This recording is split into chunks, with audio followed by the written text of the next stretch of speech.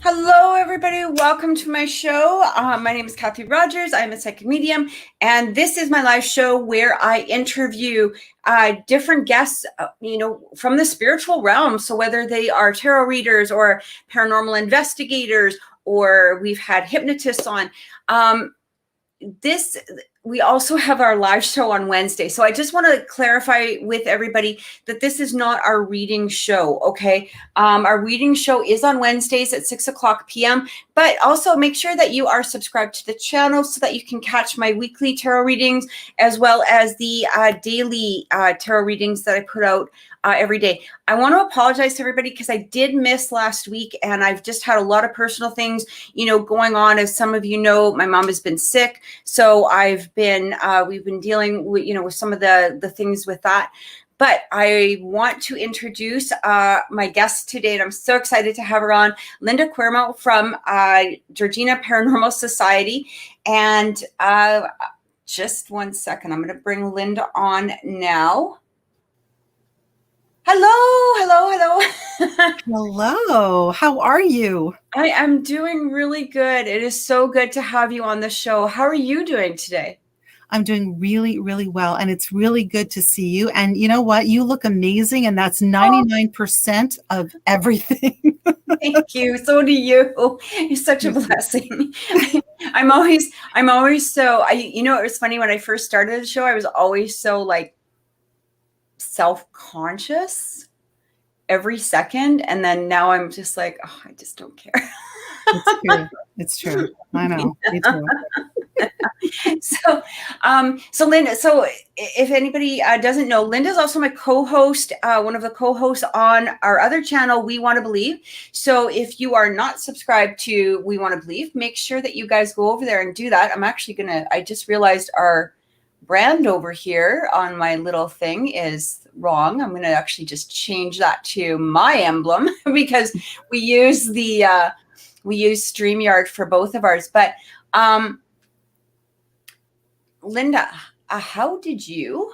So you are a paranormal investigator. You've also been on the TV show Paranormal Survivor. You've done quite a lot of things. Like this isn't something that you just walked into like last year. You've been a paranormal investigator for a while now. Is that right? Oh yeah, I've been a paranormal investigator for 40 years. This year is my official 40th year as a paranormal investigator. I know, right? How did that happen? How did that can't even be true, because you're like you said to me, I couldn't have a 30-year-old. There's no way. Did you start when you were like 2? I wish I could say I did. Yeah, no, but but honestly, I started when I was 18. So now everybody knows how old I am. So yeah, 40 years. And it sort of started when I was, just out of high school. People knew that in high school, prior to my being 18, I was really into anything that involved spiritualism, really, really interested in that. Yeah. Anything that involved, tarot readings as well. Anything that was, anything involved with the supernatural, I was there because I'd been having experiences since I was really, really little. So I was curious about everything and anything, and I wanted to gobble it up and read it and watch it and do all that even before I started as a paranormal investigator. Wow. Yeah. And it's like, what drew you into it? Like, what fascinated you? There's always that thing that just kind of draws us there, or whether we have an experience, or whether, okay, here's the basic fact is neither you or I were, we were way before ghost hunters and ghost adventures. And I think the most that we had back at that time was like Haunted Canada, that half an hour show or whatever. That was about the only, we didn't have YouTube, we basically didn't even have real cable, except CBC or something like that. Yeah. So there's always that thing that draws us into it. What was yours? Well, I think what really drew me in was that I was a voracious reader, and I still am.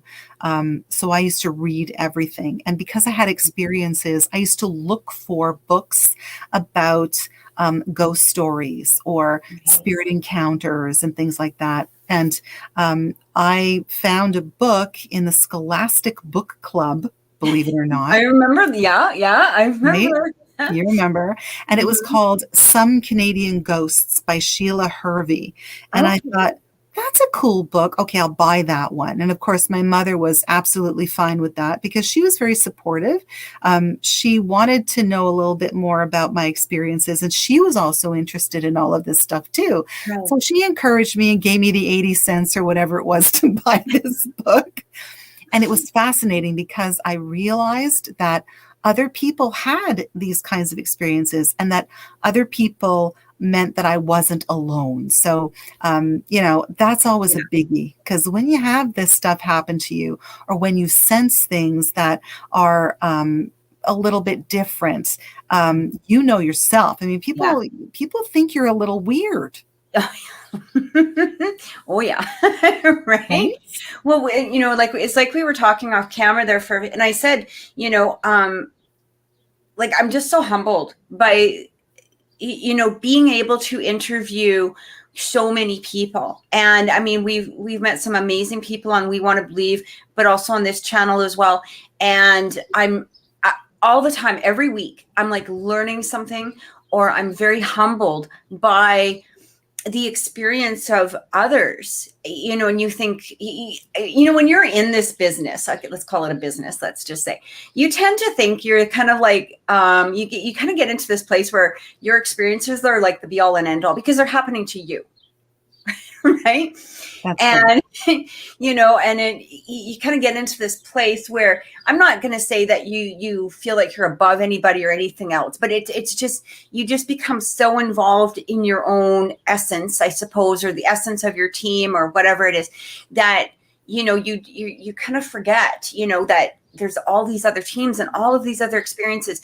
And being able to do this and talking to amazing people like you who are so knowledgeable, it helps me learn as well. And I've also discovered too is that through this process, and as we were saying before, like as I was going through and learning my abilities and learning how to do things and just having my own experiences, I always felt very, very alone. Yes. And hearing this, you realize that you weren't alone at all. And it was too bad that, back in our day, that we didn't have some sort of way to interact with, those around the world, because you're just so locked in your own little bubble in some ways, unless maybe you're from a small town or whatever. But there wasn't, things like this. Because I know that we were talking about this before. You also do public meetings. Is that correct? Yeah, before COVID, of course, Right. we did public meetings, and those were amazing. And Yeah. what I love the most about them was you meet so many interesting people, and they have experiences, and they feel that they can't really share them with others Mhm. because, again, people are going to think they're crazy. But when you have public meetings and you invite people to them who are interested in every facet of the paranormal, Yes. they come together and they're with like-minded people. So it's Mhm. a safe place, and they learn that they're not alone, and they also learn how to cope. They learn how to deal with what's going on around them. And they often, because they're surrounded by others, they're so much better able to voice what's going on and ask questions because there's so Right. many questions. And if I can't answer them, because let's face it, I'm learning as much as everybody else is learning, even though I've been doing this for so long, there's so Yeah. much more to learn. But other people there are able to answer their questions. Yeah. So it's just so great to have that kind of forum that is open and safe and nobody's going to call you weird. Nobody's going to call you crazy. Yeah. It's so great to have that and to share information, because I've always said it's the common denominators of experience that really make you understand that what's happening and what's happening to you and in your world is something that's shared with other people. It's not weird. It's not strange. It might be unique to you, but Right. that's something that we talk about in those meetings as well. I like the way you state that. It might be unique to you, but but ultimately, universally, this is nothing new. This is not, having the paranormal experience. I mean, this dates to the beginning of history, really. It was just really the human perception of, how we relate to it. That's exactly true.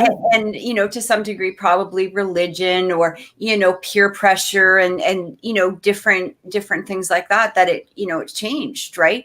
I mean, back in the Salem days, we would have been burned, to some degree if we were saying, oh, I chase ghosts or, I'm whatever it is. So. Yeah, that's true. That's true. But you know what, Kathy, it's so true. When I say unique to you, it's so absolutely, I think, relevant, because, people say, oh gosh, I found dimes, or I'm finding dimes, right? How many people say that to you? Oh my gosh, I found a dime. I knew it was my dad. Or, oh, I found a dime. I knew it was my grandmother. That's sort of a universal experience. People often say, I find dimes, and that's totally universal. And that is a sign from spirit that someone is around you, or your guide is trying to tell you something, or anything like that. But it is a universal experience, whereas maybe somebody might find a pencil on the ground, and they keep finding pencils. That is a unique thing to them. And a pencil might mean something to them. Totally different, but it's still relevant, and it's still a message from a loved one or a guide of some kind. But it's piecing together that information and talking to these people and asking them the right questions to try and figure out what that means to them. That's really important. That, what, that's so true, because, unfortunately, and fortunately, I guess, with the internet, we do get caught up into, like you said, the dimes, or it might be pennies, or it might be this, or it might be the feathers, the feathers are the common one. It's like, I saw a feather. It's like, there's a bird. Or a cardinal. Right. But, it's really, but if I was to, somebody says, I just found a toy truck, but that had relevance to them from, somebody passed over, maybe a child or a husband or, some sort of loved one. I mean, now we're also expanding that, and that is going, but it's funny because a lot of people might dismiss that. Exactly. They might think, right? well, Because it's not the typical dime, feather. Yeah. I mean, but that's why we always tell people, write things down. I mean, if you think that you're having an experience, something has happened to you numerous times, write it down, write down the time of day, write down what it was that happened to you, any kind of significant feelings that happened when you found this particular object. All of these things are so relevant, but so many people dismiss it outright, and they think, oh, well, it's nothing. That's nothing, but it could be something. So you have to be in that moment, and you have to pick up that journal and write it down. It's really, really important. And people don't often think of that. Yes. It's interesting because we got to a point where there was just a few of us in the team, and we were all so busy, like all really like just our own, jobs and lives and stuff like that. And we had a lot of calls coming through, and we just didn't have the time to be, but at the same time, you don't want to pass them off because you're like, I don't know what this group is like. But that could actually cause more trouble than it's worth to suggest another team or another group. And you've probably been there as well. And we had developed, it's interesting you say about the notebook, because I came up with this theory, and I wanted to try it, and I started using it on clients. And what it was is I kind of called it like the notebook theory, really. And so each incident, I got them to write on a separate piece of paper, turn the page over, and not look back at it. Because with our minds and the law of attraction, if we put it into a list, we automatically read the list, right? So we go from top to bottom. And if we're just adding to the list, what we're doing is when we're starting to read from the top, going to the bottom, our anxieties build up.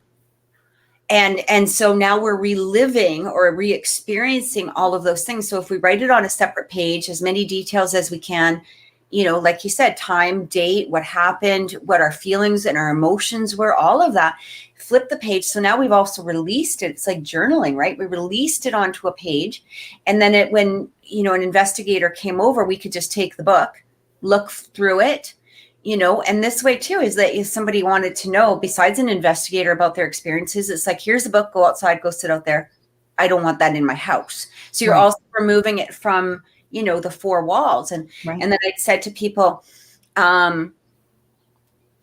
put the book in a place that's inconvenient, because if it's beside you on the couch and let's say you hear a door slam from upstairs, you're automatically going to pick up the book and write down door slammed at 8:53 p.m. I was watching, Sons of Anarchy, whatever, you know what I mean? Like, whatever it was. It's too easy to pull it out and start writing. But if you have to get up off the couch, walk into another room, pull it from a drawer, now your brain automatically just associates, is this paranormal or normal? Right. And if you're too lazy to get up and walk into the room, chances are your brain is already making what you assume to be paranormal and produce that sheep effect where we're all like, everybody in the house is panicking and everything. It automatically calms that down. And now it's a normal event, right? That's so true. I mean, but you've probably experienced this too, because you, I believe, had public meetings as well. We did. Yes. Yeah. There's so many people that attend public meetings that, yes, they're interested in the paranormal, but they want to have an experience. Yes. Yes. They're so mad, so desperate. Yes, they're mad that they haven't had an experience. Yeah. And they really want one. So they'll go to public paranormal meeting. And if we have a walkabout, or we have, a public event of some kind, and something doesn't immediately happen within the first 5 minutes of arriving at a destination, they get all ticked off and they go, well, I mean, this is just bogus. But yeah, it's so fake. I can't believe it. Nothing happened. Right. It's interesting, the kinds of people that are drawn to the paranormal. There's a kind that are a little sort of maybe trepidatious because they don't really understand it and they've had experiences, but they're kind of afraid. And then there's the other ones that, they just want to see a ghost. Did you guys do a lot of public events? Like, were they, graveyards, or did you go to public places, or what was your main, or did you have a place that you would usually take people to, or was it just varied? Right. We had what we called public walkabouts. So they weren't really public investigations or anything, but what we did was we invited the public to come. Normally they were at places like, for example, we have a beach up here called De La Salle that has a reputation for being very haunted. We also have a place called Morning Glory Public School, which was in the Morning Glory swamp. And there's a lot of stories about that place. Really wild. So we would take them to locations that were purportedly haunted and then ask them to sort of walk around. We would bring certain pieces of equipment if they wanted to see how these pieces of equipment were used on investigation. We would bring somebody from the Historical Society or the Pioneer Village with information about that particular location so that they could explain the history. And so they could see this location in the context of, what it was like in the past as opposed to what it's like now. But I think being in this field, it's really important for people to experience the the atmosphere of a location, of a haunted Yes. location. Because so many times you'll go to a location and, you don't know that it's haunted, or if you do know that it's haunted, there's a specific feeling that maybe you're looking for. And some of these people don't understand what that's all about. So I Right. think it's important for them to experience the atmospheric conditions, to just walk around and kind of absorb that location into your etheric field. I think it's really important. And I think by doing things like that, people are more open. And if they are sensitive, they might be able to understand what being sensitive means. And maybe they're more able to experience a location and understand it kind of psychically. And we're really open to that too. I mean, we love to have people at the meetings and just love to have followers in general who have questions about, well, I think I might be sensitive, or I think I might be psychic. What does it mean? What does all of it mean? Because it's all interconnected. You know that. I mean, the paranormal field isn't just ghosts, it's everything else. It's hauntings, yes, but it's also, psychic ability. It's also understanding what cryptids are. It's maybe having questions about UFOs. It might be having questions about just, experiencing something in a different time, which is why, we always have guest speakers too, past life regression therapists, people. So cool. Very cool. Yeah. We had a girl who we actually have brought with us now on an investigation. Her name's April Sarah, and she has a couple of businesses here locally in Georgina. Right. She's super sensitive, and she came because she wanted to talk about being psychic and seeing ghosts and experiencing things.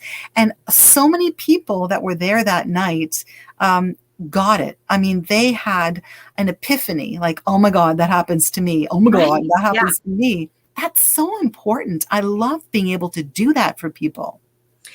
Do you ever find,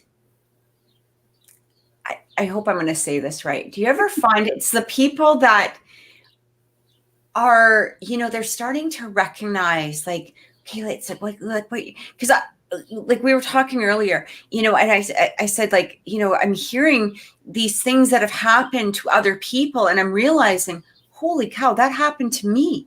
That's how I started, or that's, I had seen that and experienced that too. And it's that you said the epiphany, that epiphany of, oh my God.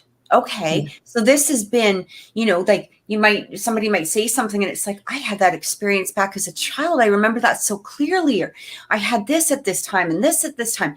And I find that those are the people that you're seeing that glow coming to their face. And it's like, they're starting to put all of those recognitions in order. And they're like, holy, I think I am. And it's those ones that are usually the strongest, and they're the most willing to learn, but learn in a way that is not arrogant, or I guess that's the best way to say it, because we've all run into those ones that are like, boom, Superman, and you can't argue with me because this is what I see, this is what I know, this is it, this is that, and boom, boom, boom. And you're like, okay. Is that ever true? It's so true. And I love that moment of epiphany, because, we started out with maybe 5 to 10 people coming to the meetings. And then all of a sudden, by word of mouth, and I mean, this town is getting bigger. We're still essentially a small town. So by word of mouth, people were saying, yeah, the Paranormal Society has these free meetings. You really should come. We grew. And at one point we would have like 100 people coming to these meetings, which was so great. Yeah. Oh, it's so great. But you look at the people in the audience, because I mean, we had the speakers up front, and the looks on their faces, you could see it in their expressions, and you could see it if you read auras at all. You would be able to just see all of these lights just coming up. It was the most astounding thing. But I love how they'll say, yeah, I don't know why I'm interested in the supernatural or the paranormal. I don't know why. And then all of a sudden, after one of those meetings, that speaker will just get to them, and there'll be that little point of contact, and then Yeah. boom, they'll say, now I know why I was meant to be here. Everything happens Mhm. for a reason. So it's It's so so nice. true, right? Those ones that are supposed to go, or, even as a, doing this as a living, like, as a psychic, I find that a lot of people will just say, I felt drawn. I had to come to you. I don't know why, but I felt that I had to come to you. And I hear that, quite often, whether it's an affair or just my own house or, wherever it's from. And I found that with our meetings too. It's like I don't know why, but I felt like I needed to be here. And usually by the end of it, they've had some sort of realization as to why they were drawn. It's almost like that. It's almost like that little glow that starts here and it just starts building out. And you just know, like, this is somebody who's not only going to continue to come to the meetings, but they're having their own, I guess epiphany is the only word that I could really use. Yes. It's like, I just know I needed to be here. There was a reason for it. We used to have some guests too, and, go on little tours. It sounds like a very similar, I think the most we've probably had at our meetings, I think we had about, we would get to about 50. Amazing. Which was pretty good. But, of course it varies week by week or whatever it was, right? Our live events, we usually draw in a lot of people where we'd go to a cemetery or a museum, or, we'd have to book for that and all of that stuff. But, we stopped our meetings a few years ago. It was just, again, becoming a lot and very overwhelming and stuff like that. But, so, okay. I'm going to ask that typical question. Go for it, Kathy. What are some of the experiences that you had that you're still to the, like, I guess the most outstanding in your mind? So whether it turned out to be actual paranormal, like, from a client, or maybe something wasn't exactly paranormal, but the clients were so memorable, I guess would be the best way to say it. Do you have any that are sort of on the top of your head? Well, Wow. I like well, that. when I was doing a lot of freelance stuff when I first moved to Ontario, because I'm actually from Montreal, and my husband was transferred to Toronto about 2 weeks after we got married. So it was one of those things where we had to kind of pack up and head down the 401 and start over again, which was not so bad. It was okay because we were young. So when I got to Ontario, I decided I had to continue. This was a field that was calling me, and I needed to learn more. So I went freelance for a little while. And it was by word of mouth. I was working, talking to people, and someone told me about this young lady who was having an experience in Aurora, Ontario, which is a little bit south of where I live now in Georgina. And she was very upset because this room in her basement, which used to be an apartment, because when she bought the home, it was split up into a basement apartment and then, of course, an apartment at the ground level. Right. In this basement, there was one room that was always freezing cold, even in the summertime. They didn't have air conditioning. She realized that it was a basement. And I listened to her. She was very logical. Well, it's a basement, but it's really cold. And I don't know what's going on, but I feel really weird in there. It's a storage area. Right. I'm not comfortable. Can you maybe come and check it out? Because I get this weird, creepy feeling like somebody's watching me. I thought, what the heck? So I went. And what was odd was that there was an overhead light in that particular room that was disconnected. Okay. Totally disconnected. There was a bulb in it, but the light was disconnected. And so, like, if you pulled the string or whatever, it wasn't working. Okay. It was not working. It was not working from the light switch. Oh, okay. The light switch itself was completely disconnected from the overhead light. Okay. And she told me that the night before I came, after she talked to me, she went downstairs and the light was on in that room. Oh. And I thought, well, obviously somebody knows I'm coming. Right? Yeah. That happens sometimes. So true. Yeah. So I thought, all right, interesting. Went down into the room and she was absolutely right. This basement was not really a basement. You know how some basements have those small little windows? Yes. Yeah. This basement was more like a semi basement. So Okay. Like a bi-level or something. yes, maybe. had quite Okay. large windows in that Right. basement. But this particular room was colder than all of the other rooms, and I couldn't really see a reason why. But this was what was significant about this particular case. I had heard prior to going there that sometimes people who are deceased may not want to talk to you on, let's say, a recorder or any kind of device. Maybe Right. they might want to write a message to you, perhaps on a piece of paper. So I thought I was going to try out this theory. Yeah. And I spoke to it. I had a tape recorder at the time. It wasn't digital because we're going back now, Oh, yeah. 1986 or whatever. We're bringing the big clunky Yeah, press the button. that's the one. Yeah. So this person or entity did not want to talk to me on this device. I tried, nothing happened. I thought, Right. okay, well, I brought at this time, this is the precursor to the SB7. I brought a transistor radio with me, and I would often use that, put it between stations so that all you're hearing was static. What a good idea. No, Yeah, okay. Yeah, Yeah. I've had some success with that. I mean, from 1979 to before the SB7, that's what I used to use, and just put it between stations so that the static was heard.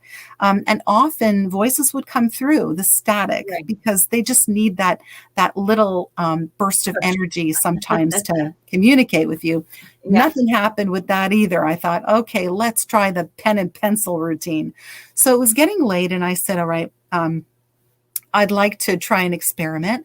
I'd love to leave this notebook with a pencil in Right. here and see if I can come back tomorrow. Maybe something will happen.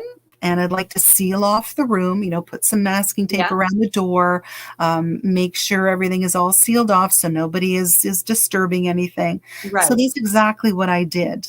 I went back the next day, and the writing wasn't on the notebook. It was all over the walls. Oh Yeah. my God. In the pencil? Yeah. Did they use it? Wow. Yeah. So what did it say? It was weird because you could hardly read it. Like it was like a scribble. Yeah. It Yeah. was so scribbly. And I thought, what the heck is this? And it was all over the walls. And that was a little freaky to me because I Yeah. sealed off the whole room. She was absolutely, she was terrified because she'd never Right. seen anything like this before. And I could make out certain names. And one of the names that I could make out was the name Andy. And I thought, okay. So I asked her about what she knew about that particular house and if that name rang a bell.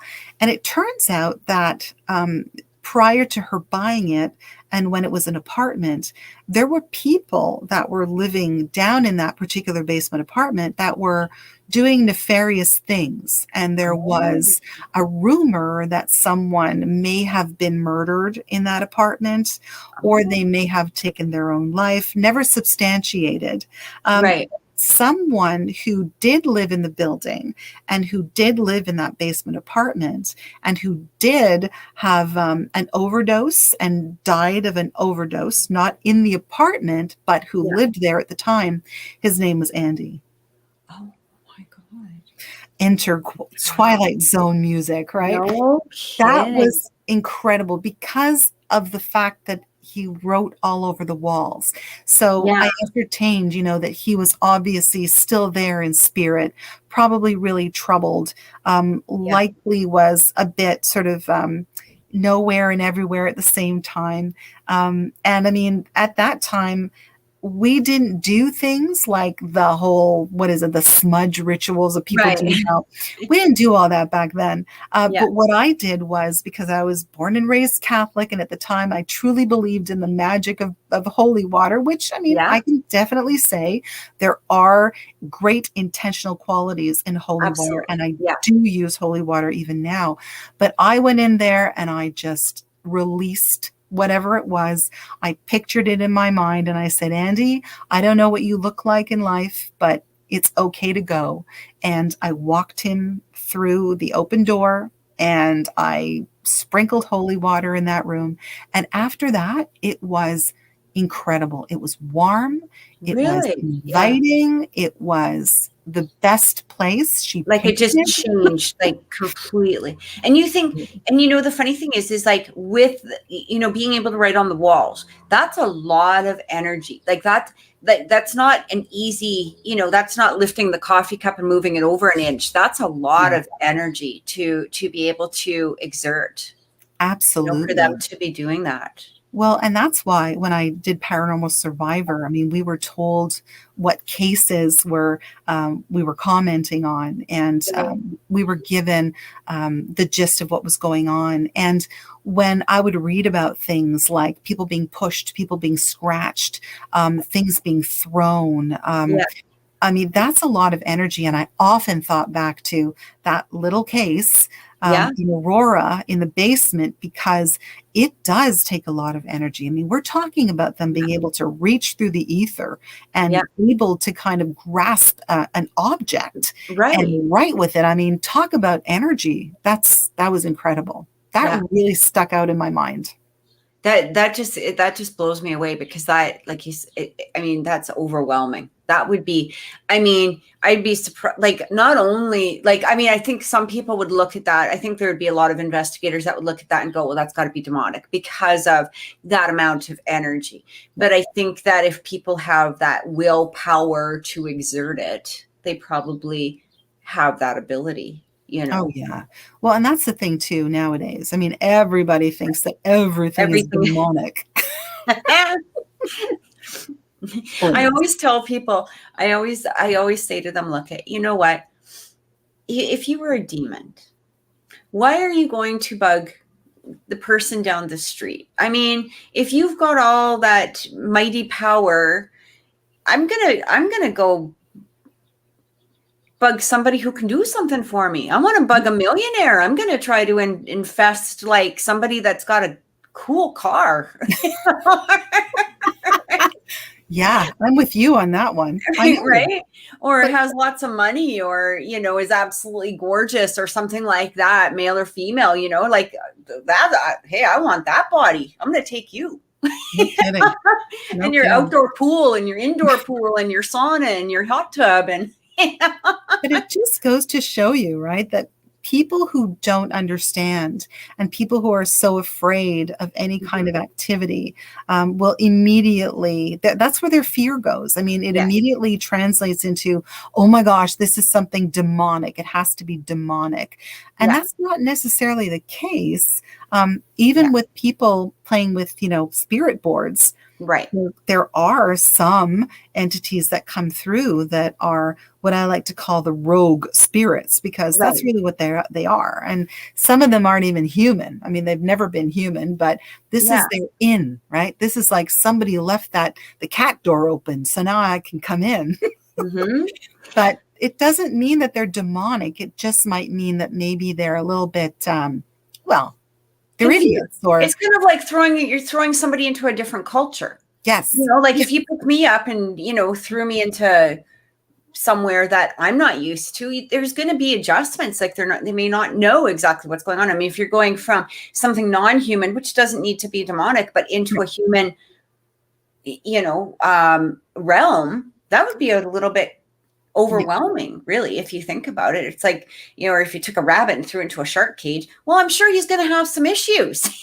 Well, yeah, and I often tell people, I mean, these rogue spirits, some of them are just dorks. I mean, seriously, they just want to poke at you. They want to get to you in some way. They're able to glimpse into your subconscious. They can understand Yeah. what you're all about. They tell you what you want to know, and Hmm. they're doing it because they can.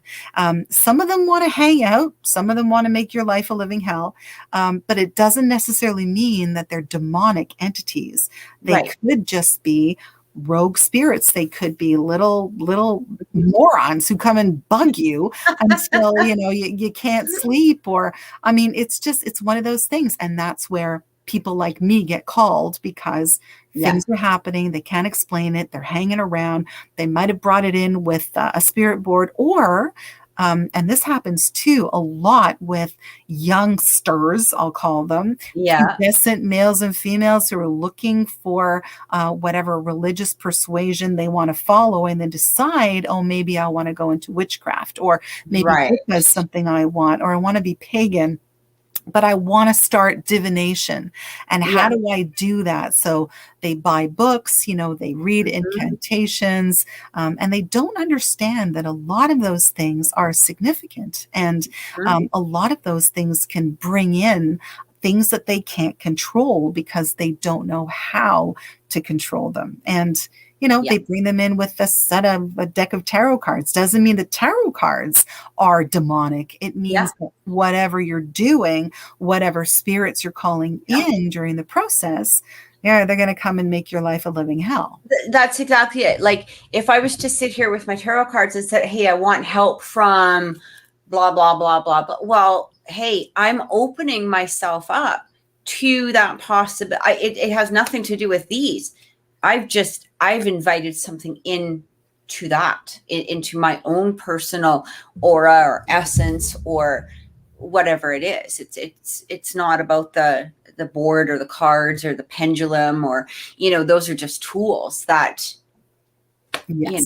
know we we, Yes. I can make this the magic coffee cup, but as long as I'm using Yes. it, or if you're saying, okay, well, this coffee, well, hey, now this coffee is suddenly magically the timeless. I suddenly Yes. become 20. There you go. But There you go. it's all Right. about intention. I mean, you know that too. Whatever you're doing is all about intention.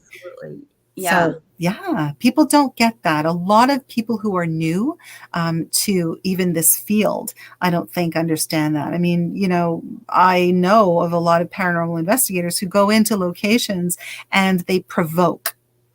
Yes. And that is something of a personal pet peeve for me.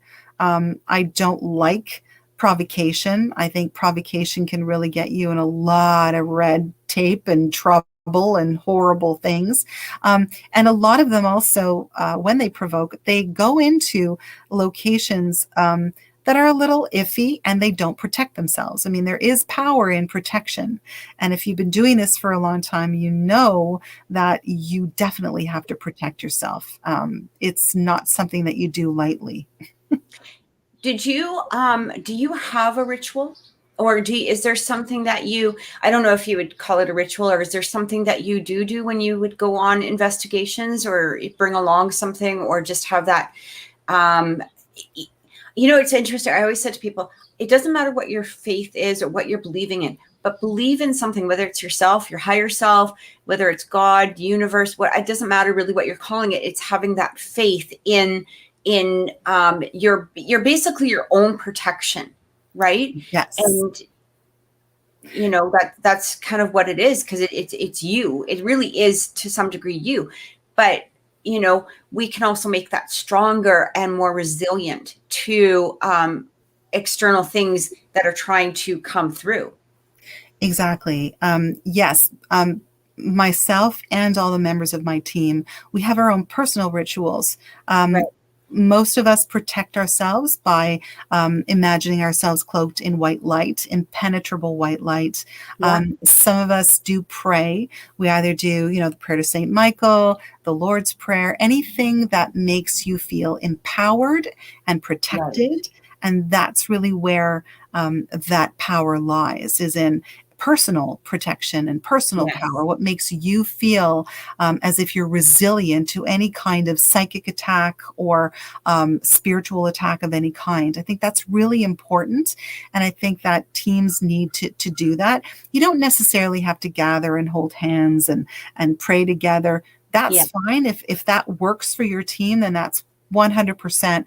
But you don't have to do that in order to Right. feel protected and be protected as a team. If your members, as mine are very spiritual beings themselves, Yeah. I know and I trust that when we go into any kind of location that we're investigating or walking through, that they are protected. And that makes me feel so much better able to cope with whatever happens, because you don't know what's going to happen. No, and it's funny because a lot of people tend to think when they're going on a paranormal investigation, like if you bring along somebody or a guest or, somebody that hasn't done this before, it was like you said earlier, they go to these places and expect something to happen within 5 minutes. But what they're not realizing is this is sometimes hours and hours of hours of really nothing. And and then sometimes even looking back at the evidence, you're sitting there and you think maybe something happened, but then you're going through the evidence, and after about 5 or 6 hours of looking at, numerous recorders, you're kind of excited about this one thing that you may have or may not have been something, and then you're like, oh yeah, that was the cat outside. Okay, never mind. Oh my gosh. It's interesting because I was on an investigation with another team, and we were all tasked with looking at footage. And one of the pieces of footage that I was tasked with was watching a door that was open. And there was a camera on this door that was open. And it was a hotel. And this particular room was very active. So my task was to watch the footage of this door that was open. And there was like 6 hours of footage of this door being open. So I watched for about an hour. And then I decided I was going to fold the laundry. But it was still on the TV, but I was sort of glancing at it and nothing was happening. And I thought, I'm going to cheat. I'm going to fold the laundry. Yeah. And then yeah, it was ridiculous. I mean, something could have walked by and I would have completely ignored it because I wasn't watching, which is not a good thing. But what woke me up was I was folding laundry, and then I decided, okay, I'm just going to sit here and I'm just going to watch for a little while longer. I turned my head. I thought, well, maybe I'll count the books on my bookshelf. And that damn door slammed. Did you jump? I did, about 12 feet up in the air. And then I rewound the whole thing. And I thought, well, I guess I better make sure. Yeah, now you're sitting there watching the whole thing all over again. And that's what happens if people want to be a paranormal investigator. And I think that's brilliant that they do. Yeah. But there are things that you do as a paranormal investigator that are boring as hell. I mean, listening to that on an SB7 for like 6 hours can really screw with your mind. That's almost like torture to some degree. I mean, if they were to put that into like a jail cell and had that going in the background, like, no kidding, right? That would be a good torture technique, really. Oh my God, that drives you crazy. And then, of course, watching footage of an open door. I mean, you may as well just take out the popsicle sticks or something and just, it's just horrible. But it's part of the job. This is what you do, right? You listen to things that, go on and on and on. And sometimes things happen, but more often than not, seriously, it doesn't happen. No, and that's exactly it. Like, I mean, sometimes you're kind of blown away because you get into that place after a few hours where your mind is starting to shut off and your mind is wandering somewhere. And I have ADHD, so I mean, my brain is always like so. For me to sit there and listen to, I can't even keep a sentence together half the time, but that's hard to do, is just sit there and listen to maybe empty nothing for a long time. And then when something does come, then you're like, oh, okay, what now I have to figure out, where did this come from? What are they saying now? And then it's long. It is a long. Have you ever, besides the door, has there been anything like where you've just gone, oh my God? Well, I mean, usually the oh my God moments happen after all the cameras are put away. Because I mean, honestly, it's I want to believe, we were talking to Katie, who was saying, Katie Turner, who was saying just that. I mean, things happen when the cameras are put away. Yeah. I was on an investigation in Mount Albert, which is another town close to here, and this woman was saying, oh, there's this lady who walks down the stairs, and you know, it's just terrifying. And sure enough, when we were there for hours with cameras set up and you know, waiting to take pictures to see anything. Yeah. And the minute all of our cameras were taken down, all of the cases were shut, guess what happens? The room gets cold and this woman walks down the stairs. I mean, as solid as you and me. And the girl that I was with at the time, I mean, we just literally, we weren't even terrified. We were more shocked than anything else. We watched her walk down the stairs and out the front door. I mean, went right through the front door.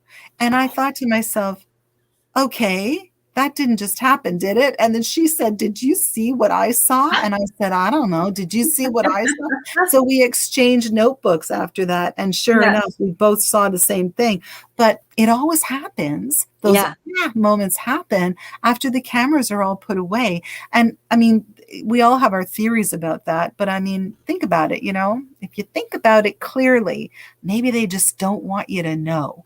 And maybe we're all doing this in vain because the real stuff happens off camera. So maybe the real stuff is what they don't want you to see. Because if we knew the nature of reality, we knew everything, I mean, we wouldn't be doing this now, would we? I'm kind of wondering too if it's our mental state, because when we've got the cameras on, we're focused, we're waiting, we're watching, we're in a different mindset, right? And as soon as we're putting them away, it's kind of like, you know, it's like with anything, you know, once you distract yourself, it's kind of like when you're waiting for a phone call. The minute that you turn your back away from the phone, boom, it's going to happen. So I wonder if it has something to do with that element as well. I mean, I remember one time, this was funny. My son and I were standing and I was in the kitchen, and at the time my son's computer was in the dining room, before he, you know, became a hermit and a teenager. Moved it upstairs. The troll that lives in the room. Yeah. Right. But and him and I were standing there. We were talking. I think he was about 10 at the time, and I had my garbage can.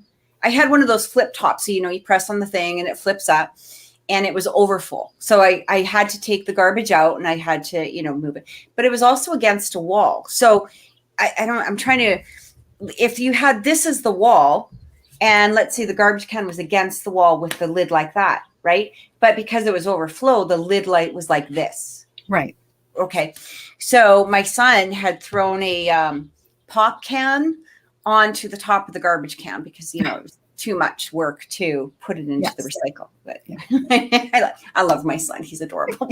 They're so cute. But so him and I are standing there and we're talking, and all of a sudden this can just went like this, like here's the lid, and it just went. Whoa. And both of us just sort of stood there and we're looking at this, and my son, straight as faced, he goes, I think you have to take the garbage out. Yep. That's what it was. That's what it was. That was the hint, to take the garbage out. And I'm just like, I mean, I'm literally like, I'm speechless at this point. It was just so definite. It was so defined, like just like that. Wow. Like that's, I mean, there was no mouse in there. There was nothing. It was just like, what the heck happened? But we had caught something on camera. We never, like, I mean, it's the same thing. Like you said, I mean, there are some things like, or sometimes you'll hear maybe music, you know, coming, or talking was the big thing, or, you know, things like that. But, there was sometimes where they had, sorry, I'm just going to delete this comment.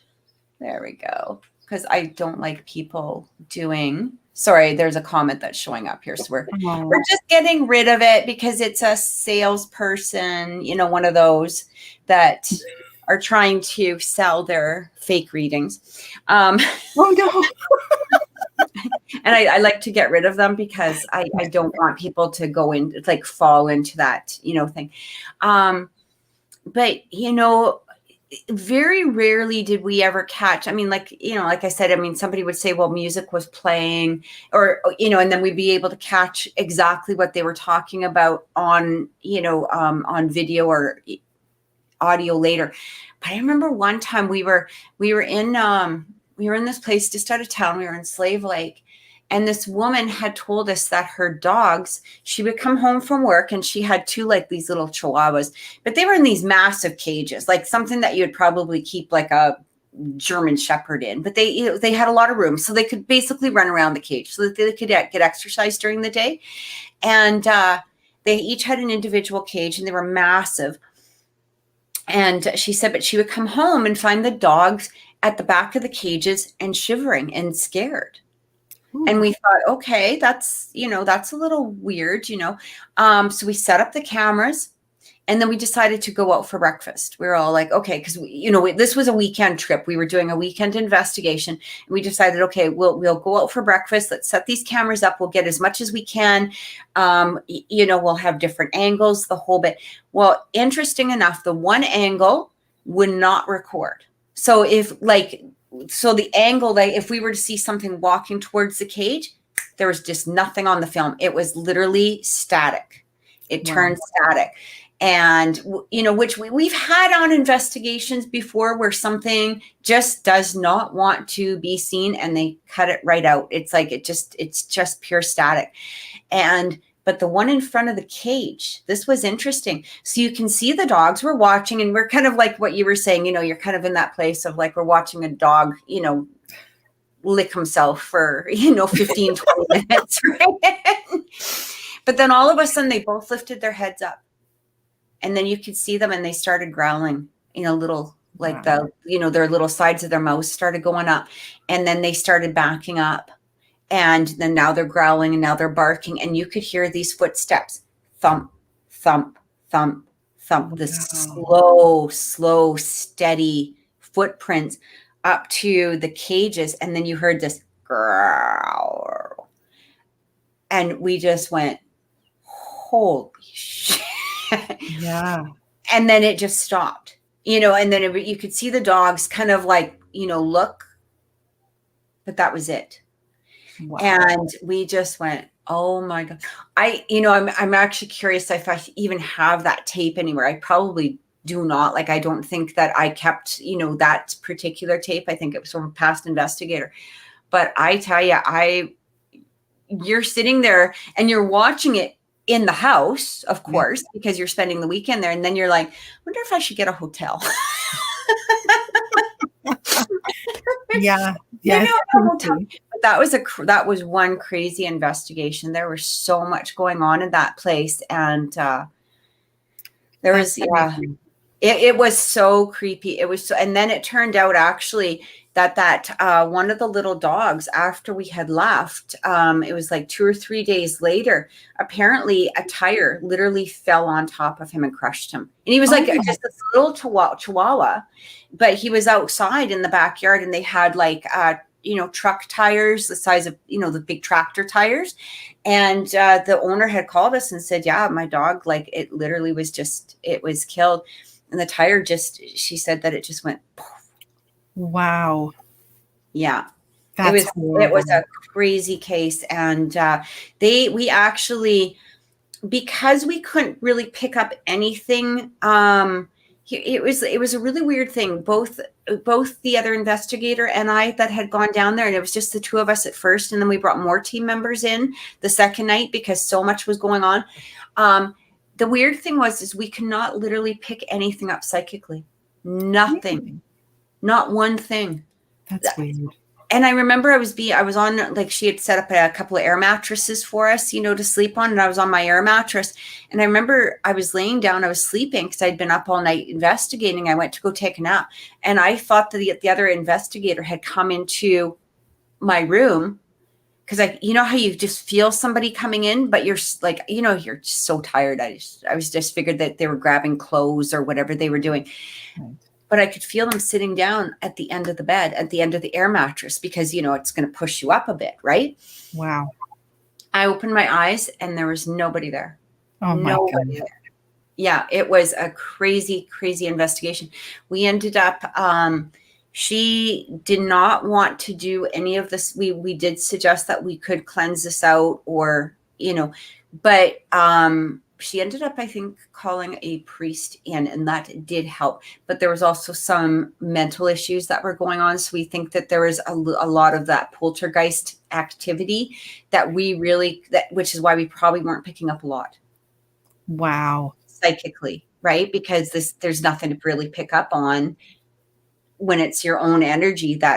There was a lot of, issues, like mental issues, health issues, all kinds of stuff that were going on top of all the craziness of the activity. God. And so it was such a crazy, crazy case. Yeah. But you have to admit that sometimes, cases like that fall in your lap and it baffles you, but it also is a real learning curve for you because you start to realize things that maybe you didn't realize before. Absolutely. Right. Yeah. Yeah. so much. When we were talking about this earlier too, so you are like a psychic, sensitive, right? Yes, I do pick up on things. I never thought that I was until I started to investigate a lot. And then I realized that I was picking up on certain energies. I would see things and sense things that other people weren't sensing. And I think anybody who does this for an extended period of time does develop parts of their brain that are otherwise just null and void. And I really do think that. I really do think that. But yes, I do some tarot card readings. I don't like to admit that I do because I'm sure that my inbox would be completely flooded. But yes, I do. And I do use them really for intuitive purposes. They tell me things and I use them intuitively. And yeah, I do have that kind of talent. Gifts. Yeah. I hesitate to Talent say and talent, gifts. but I love that. Yeah. Do you, oh my gosh, I was so fascinated by what you were saying. It completely like ran over my head. Oh my gosh, I literally was going to ask you something and then it just went right. Well, it'll come back to you. Trust me, it will. I know what I was going to say. Did you ever find that on cases that some of the activity was caused because I found that there was a lot of cases where people would, it was on, especially with I think younger, whether it's children or teen, especially like the teens, whether male or female, that it was almost like the spirits were acting up to get attention in order for these people to start using their gifts. Because it sounds very similar to what, kind of what you were saying. Like you have all of this activity, you get drawn into it. And maybe that was to draw out your own spiritual or your own psychic and intuitive gifts to some degree. Yes, I find that we get a lot of, not necessarily cases, but people who email us or message us at Georgina Paranormal, and they'll say things like, I think I'm going crazy because this thing happened. Right. And they'll tell us exactly an incident that happened to them. We had one recently who said, there was a murder that had taken place about 3 blocks away from me. And this is years ago. And I just moved into this house about 3 years ago.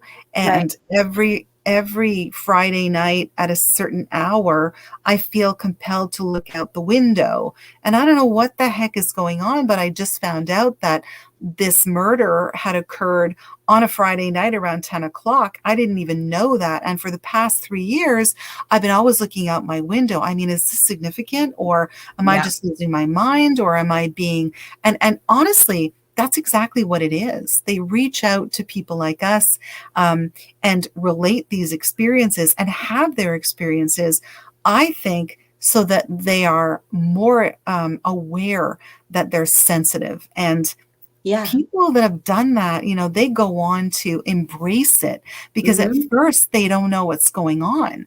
And then once we kind of point it out to them and say, well, have you ever thought that you might be sensitive? They go, oh no, I couldn't possibly.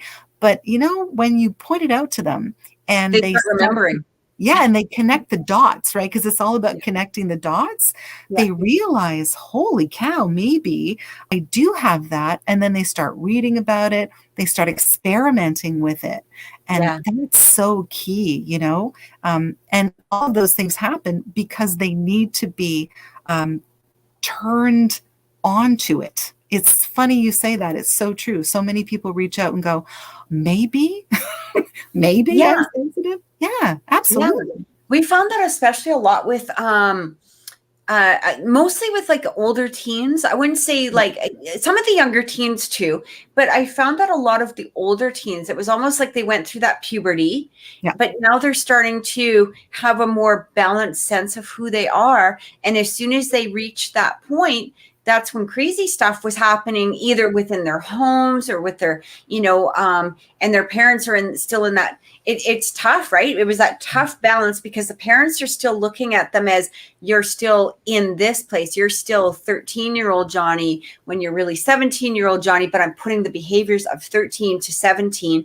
and little Johnny's kind of like, okay, but this is really going on. Like, and it was that hard balance. And I know that sometimes we would come in and we'd be like, okay, you know what?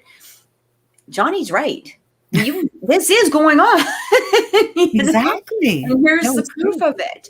And it was helping, to establish, that connection also between the kids and the parents as well, because, there's such a disconnect when all of this is going on. The parents think that the kids are bad or misbehaving or acting out or being nuts or ready to drag them off to a psychiatrist. And the kids are like, you don't believe me. You don't trust me. You don't have that faith in me. And so it becomes that, disconnect between the two. And, sometimes when the parents just had that bit of proof, they're like, oh, damn.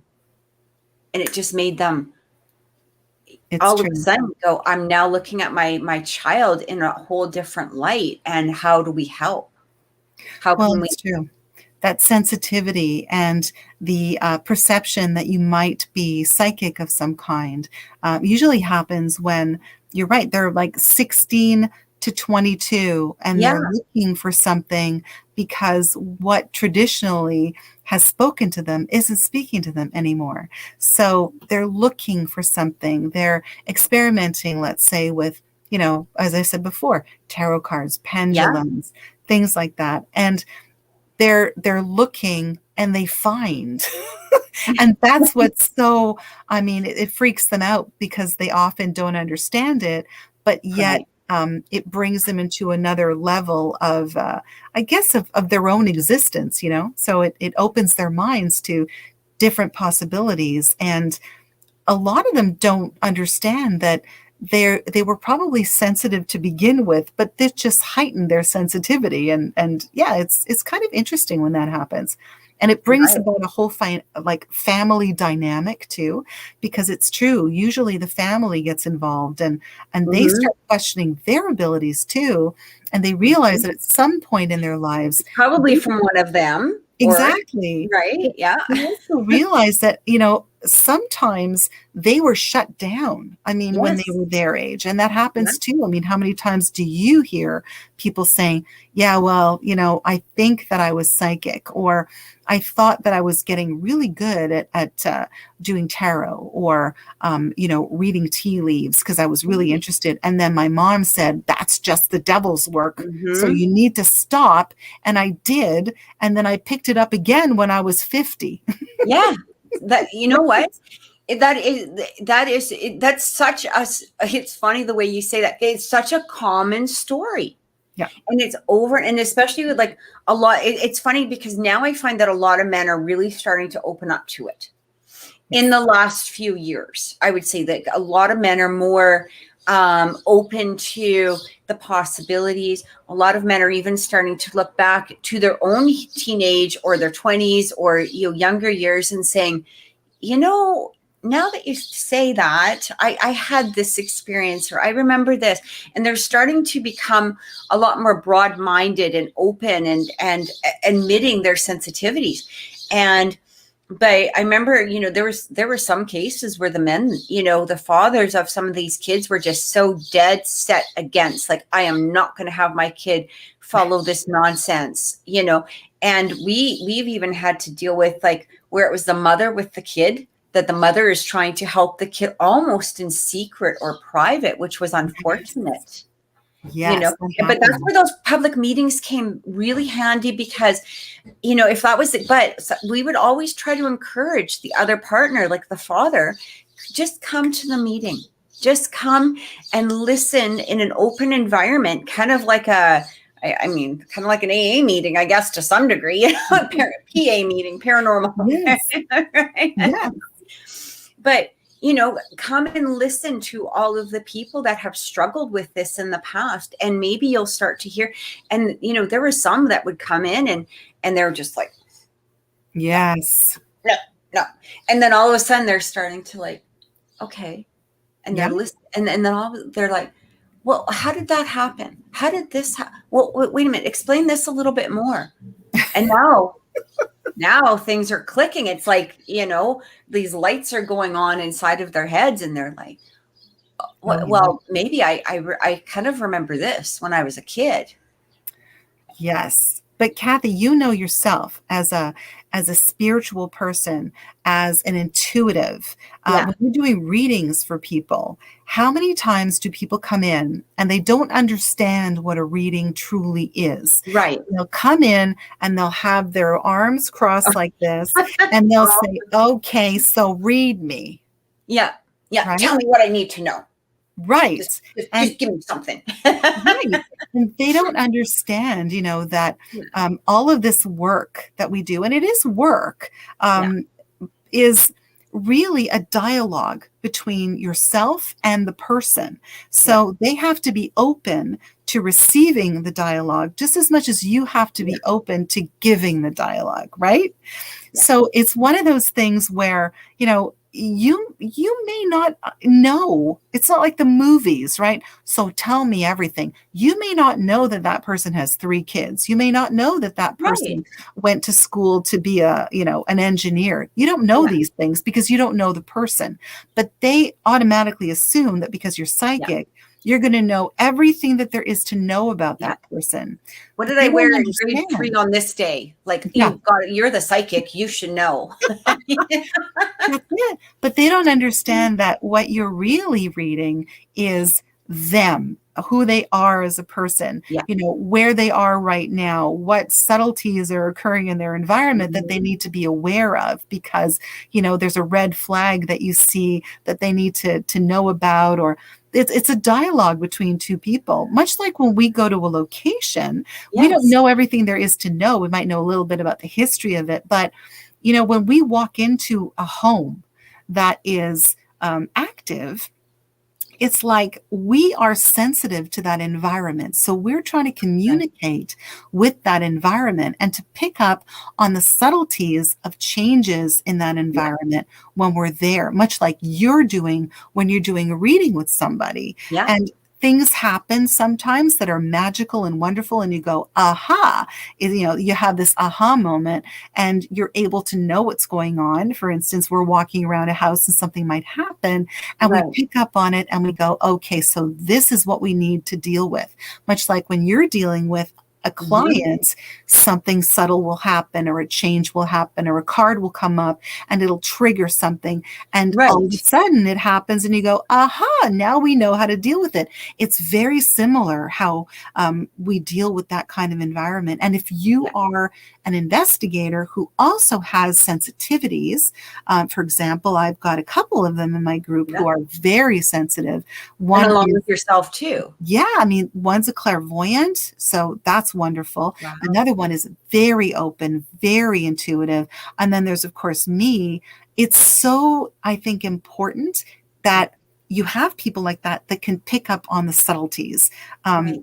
And a lot of people don't get it. They just want to go in with their cameras and their equipment and wait Yeah. and see what's going to happen. But they don't ever really understand that magical element. There's that Yes. intuitive piece that I think gets missed. And it kind of draws it all together too. It kind of forms a full picture rather than just, pieces of a puzzle. I mean, sometimes we may still have some pieces that we need to fill in, whether that's further investigating or research or whatever it is. But it just helps form that full, Yes. beautiful Yes. mural on the wall kind of thing. It fills in all the pieces, right? It's so true. So true. And a lot of people don't understand that because they approach it in a different way. But, that's okay. I mean, we all do things differently, Mhm. and we're all supposed to complement one another. And I think that's what, we talk about power unity and all that stuff is all about. And I think bottom line, we all do things differently. We all come to it differently. But if we are all going to be in this together, then we have to share information. We've got to be open-minded to the way that others investigate. But we also have to be we've got to have integrity in what we do. So we've got to do it for the right reasons. Have you ever come across, I suppose, another team or another group or something that just was not, I mean, obviously we're not going to say names or anything like that, but ethical or something that just didn't jive, or where you're really seeing like, why are you guys doing this? Like, this should not be, you're causing or creating more harm that, whether it's physically or psychologically or spiritually, I guess, because respect is such a huge part of it for even, for the dead, right? Yes. That, where I don't know if you've had to step in, but if you've just had to, deal with them in some manner, I suppose. Yes. As a matter of fact, a few years ago, my team participated in an investigation with other people from other teams. And we were kind of broken up and put into different teams. So we weren't with our own team. And Right. there were some people in the team that I was placed in that were approaching things in a more, provocative kind of manner that I Right. really wasn't comfortable with. And I was actually yelled at via Facebook Messenger Wow. from a person on that team that, well, this is the way we do it. And you shouldn't be saying anything about it because this is the way we do it. And, I was kind of taken aback because I really do believe that you have to be respectful in Right. anything. I mean, whether you're on an investigation, or whether you're on a bus, or whether you're walking down the street, Right. you just have to be respectful. I mean, respect is a reciprocal thing. And even on an investigation, I mean, I'm one of those that, honestly, that is my true pet peeve. I do not abide people who are disrespectful. And by being overly provocative, Yeah.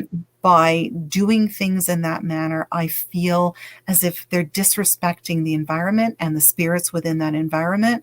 And I was really shocked and saddened that that person would have done that. And I thought that was not very nice. Just Oh, not very nice.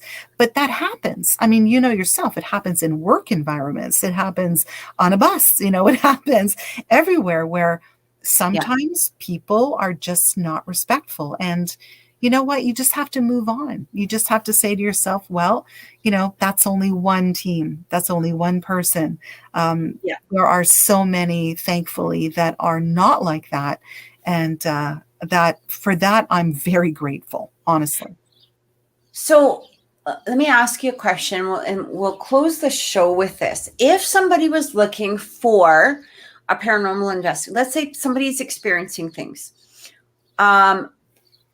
what would they look for in a team? What would you suggest that they, what questions would they ask, or what should they be looking for in a reputable team that will truly help them?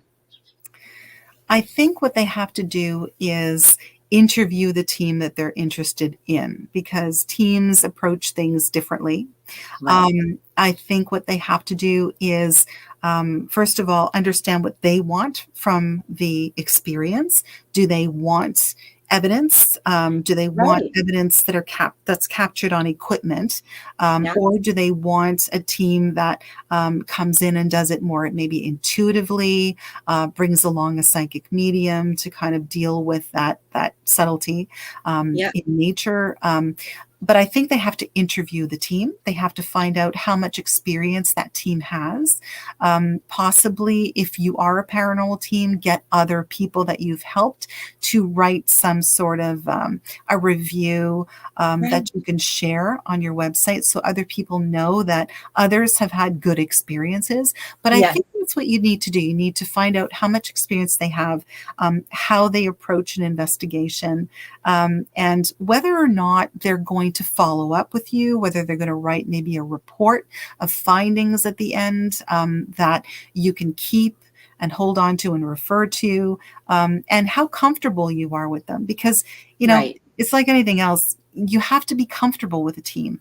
If a team just comes in and just railroads you and sets up 9,000, feet of coaxial cable, 14,000 cameras, and has 19 spirit boxes, and maybe you're not comfortable with that. Maybe Yeah. you're not comfortable. So I would Especially if they just suggest disappear after and you don't hear anything about it. exactly. It's just for their own enjoyment.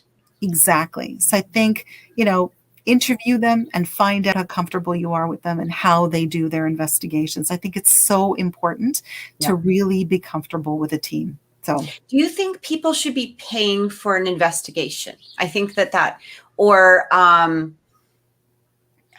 I think that's probably the best way to say it. Or is there an average charge that you've seen out there? personally, I don't think that people should pay for an No. investigation. I think that morally and ethically, Yeah. if people are charging for an investigation, that just is karmically bad. Right. I think that we do things out of the goodness of our heart. This is a field that is, done by people who don't have big degrees in parapsychology, and even Right. do. I mean, honestly, we're doing this to help people. So Yeah. no, I don't feel that To give any some team should clarity. charge. Yeah, no team should charge. And there should be, if a client is really afraid of their neighbors finding out about things, or I Right. think they need to sign a non-disclosure agreement. I Yeah. think people need to be respectful of their need for privacy. If they don't want any of their evidence being shown, they need to say, I don't want that out there. It has to be stipulated, and I think we have to respect them as Yeah. much as they need to respect us as well, because we need to get in there and do our job. So Absolutely. yeah. And that's a very important uh, element too, is the client respecting you as well, because you can't, if you're taking your time and bringing all of this I mean, if people even knew half of the work behind setting up for an investigation, I mean, it's overwhelming. It can be overwhelming depending on the investigation, right? You're talking cameras, cords, recorders, all of, and then if they invite their neighbors and friends and family all over because they want to join in on it, now you're just basically becoming a circus act. It's not going to produce the results of what somebody wants to produce. You know, Oh, we're not going to absolutely. have this apparition walking through the living room at any point in time. So, you know, when a team asks of a client, can you please put your pets somewhere?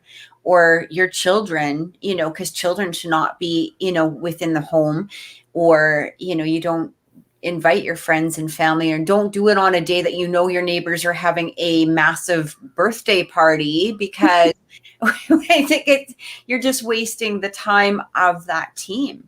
And I think each team probably has their rules and, you know, whatever, but you got to wonder about a team that wouldn't ask about those things too, because Exactly. those are very important. A serious team is going to have a list of stipulations. You know, I would never probably leave my home personally. Like we always ask that a homeowner be there, not only for the protection of the home, but sometimes more evidence can be produced with the homeowner there, right? But you don't need, you know, grandma, grandpa, mom, dad, Aunt Betty, Aunt Sue, all of this, you know, you don't need all of that, right?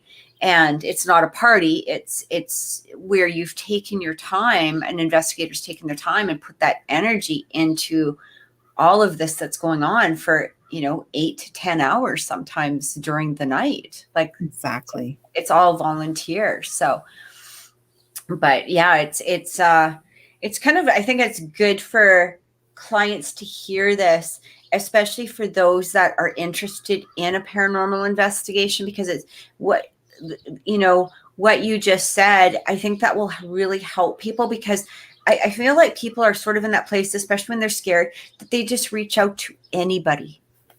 Yes. They're in a place of fear. And when we're in a place of fear, we just grab the first thing that we think is going to be helpful for us in the end. But, you know, what we have to realize is, like, you don't want to be reaching out to, I mean, we even had, I mean, for our team personally, we had security checks, you know, because we're going into people's houses, and, you know, at least if a client felt safe, you know, that we're not bringing in, you know, Jack the Ripper, Yeah. it helped, you know. It's true. And people need to know too that, you know, you don't have to necessarily have a large team. Right. Um, Yeah. there are so many small teams that have been around for a very long time that do things with, you know, purpose and integrity and just such wonderful energy that I think it would do people well to search for maybe some of the smaller teams out there that are closer to where they live. And you know, they develop a camaraderie with them. You don't have to have ghost hunters out to your house to do a paranormal investigation. That is so true. Lynda, I want to thank you so much. Is there a way for people to contact you for either an investigation or anything, really? Oh, yeah, absolutely. We're on Facebook under Georgina Paranormal Society. They can find us on the internet. We have a website. It's georginaparanormal.com. What else? Gosh, you know what? I think that's it. Oh, we're on Twitter too, at Georgina good. Ghosts. Yeah. I'll have to follow you. I will do that. Definitely at Georgina Ghosts on Twitter.